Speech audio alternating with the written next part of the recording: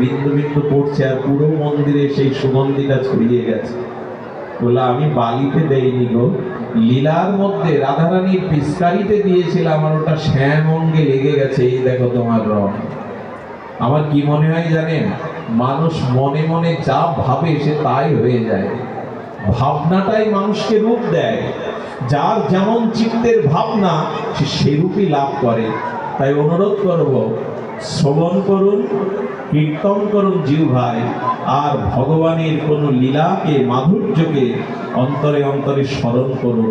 আপনাদের মঙ্গল কামনা করি, আপনাদের ভগবত জীবন কামনা করে, উত্তর উত্তর মদনমোহন শ্রীমন্দিরের শ্রীবৃদ্ধি প্রার্থনা করে, আগামী দিনের অনুষ্ঠানগুলো এইভাবে সুসম্পন্ন হওয়ার প্রার্থনা করে আপনাদের কাছে বিদায় নেওয়ার আগে একটা অনুরোধ করছি, সময় কারো নাই, সময় আমাদের হাতে কারো নাই,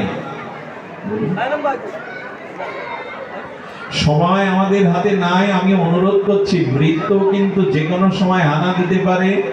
শুরু করে দিন, কাল যা করিবে তা করো আজ, আজ যা করিবে তা করো এখন। পলকে প্রলয় হতে পারে, সব কাজ করবে কখন। শুরু করে দিন।